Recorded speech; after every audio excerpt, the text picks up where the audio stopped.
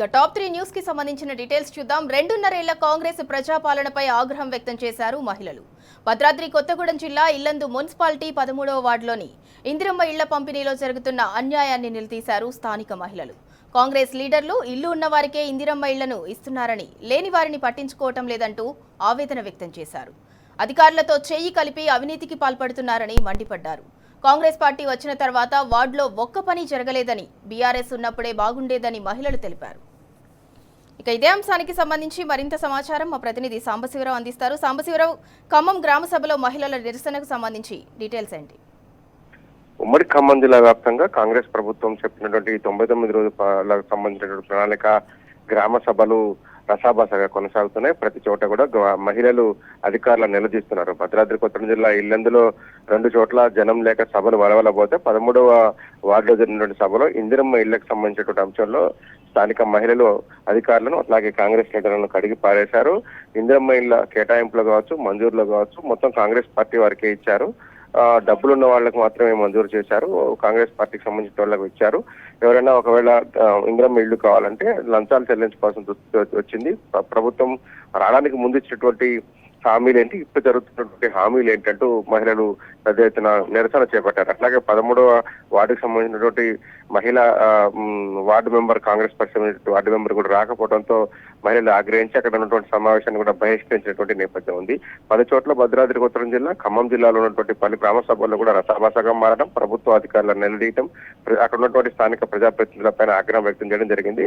ఖమ్మం జిల్లా నేలకొండపల్లి మండలానికి కేంద్రానికి సంబంధించినటువంటి ముజ్జుగూడెం గ్రామంలో కూడా గ్రామ సభలో జరిగినటువంటి సభలో కూడా గ్రామ అధికారులను అక్కడ స్థానిక మహిళ నిలదీసింది.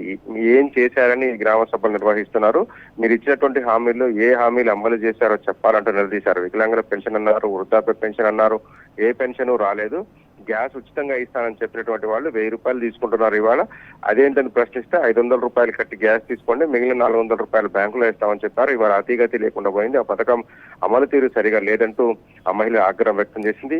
మేము చెప్పినటువంటి సమస్యలను ఓ చెవితో వింటున్నారు, మరో చెవితో ఊది పారేస్తున్నారు తప్ప ప్రజలకు ఎలాంటి ఉపయోగం లేదు.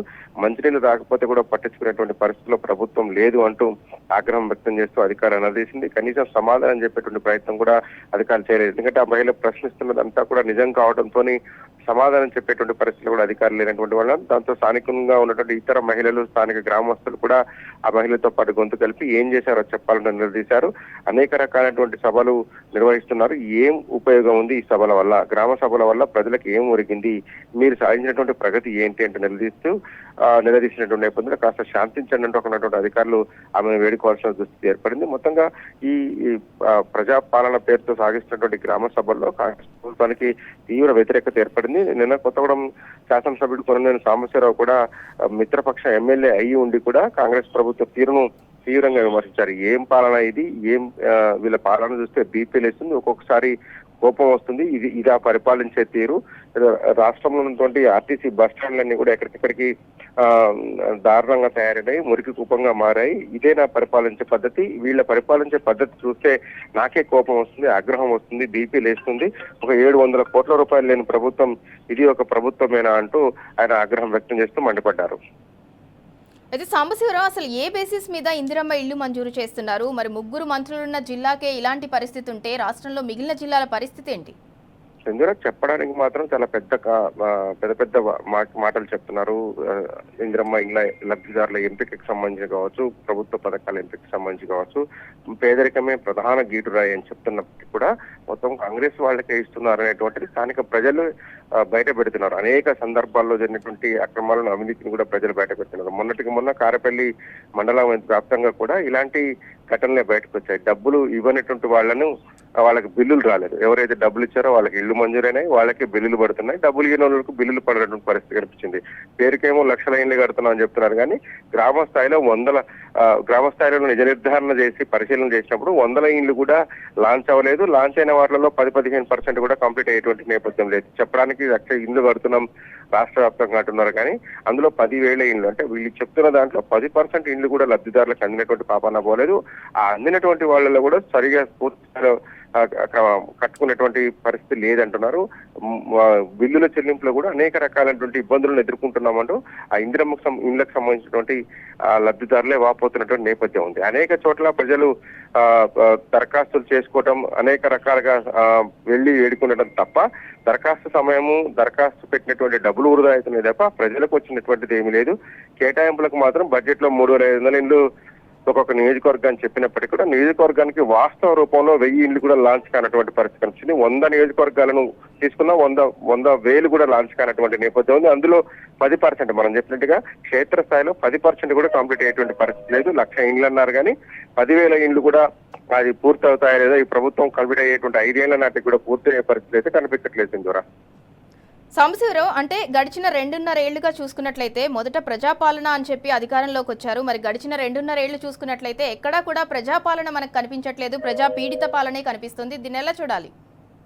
ప్రజాపాలన పేరుతో అనేక రకాలైనటువంటి దరఖాస్తులు తీసుకునేందుకే ప్రభుత్వం మొగ్గు చూపుతుంది. ఎవరైతే కాంగ్రెస్ పార్టీకి ఓట్లేసి అధికారంలో తీసుకొచ్చినటువంటి ప్రజలు ఈ ప్రభుత్వానికి అర్జీలు పెట్టుకోవడం, ఈ ప్రభుత్వానికి జిరాక్స్ కాపీలు ఇవ్వడం, ఈ ప్రభుత్వాన్ని వేడుకోవడంతోనే వాళ్ళ జీవితాలు తెల్లారిపోయే పరిస్థితి కనిపిస్తుంది. 5 ఏళ్ల కాలంలో ఇప్పటికీ నాకు గ్రామ స్థాయిలో ఉన్నటువంటి వివరాల ప్రకారం గమనిస్తే ఒక్కొక్క పథకానికి సంబంధించి 4 నుంచి 5 సార్లు ప్రభుత్వానికి దరఖాస్తు చేస్తున్నారు. ఇందిరమ్మ ఇళ్లు కావచ్చు, ఇతర పెన్షన్లు కావచ్చు, పెన్షన్లు పెంచుతా ఉన్నారు, వృద్ధాప్య పెన్షన్ అన్నారు, కొత్త పెన్షన్స్ అన్నారు. ఇచ్చినటువంటి 6 గ్యారంటీలకు సంబంధించినటువంటి వాటిలోనే 13 రకాలైనటువంటి హామీలు ఉంటాయి. వాటితో పాటు మొత్తం 420 హామీలు, అనేకమైనటువంటి హామీలకు సంబంధించినటువంటి అమలు విషయంలో ప్రభుత్వం ఎక్కడ ముందుకు రావట్లేదు, చిత్తశుద్ధి చూపించట్లేదు. సో దీన్ని అమలు చేయాలని చెప్పి ప్రజలు కోరుతూ అనేక సందర్భాల్లో ఈ దరఖాస్తులు పెట్టుకోవడం, ప్రజలు పెట్టినటువంటి దరఖాస్తులు తీసుకొని గుట్ట దాఖలు చేయడం అలాంటివి ప్రభుత్వం చేస్తా ఉంది.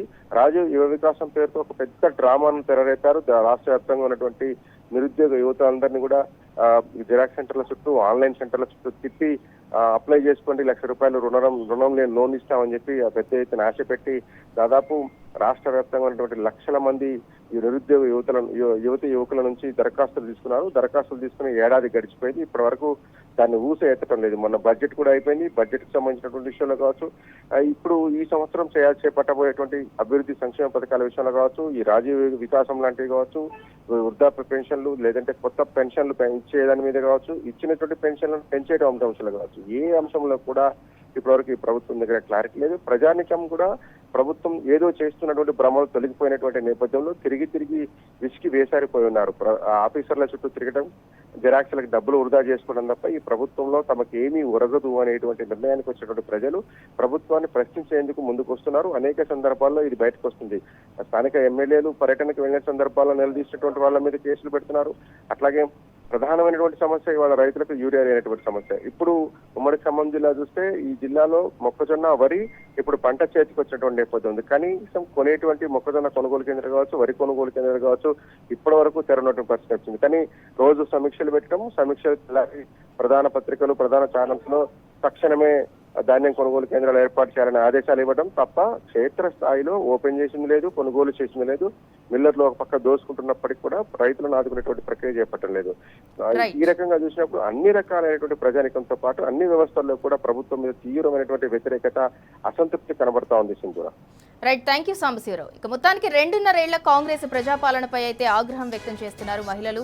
భద్రాద్రి కొత్తగూడెం జిల్లా ఇల్లందు మున్సిపాలిటీలో 13వ వార్డులోని ఇందిరమ్మ ఇళ్ల పంపిణీ జరుగుతున్న అన్యాయాన్ని అయితే స్థానిక మహిళలైతే నిలదీశారు. మరోపక్క ఖమ్మంలో గ్రామ సభలో కాంగ్రెస్ పాలనపై అయితే జనమైతే తిరగబడ్డారు.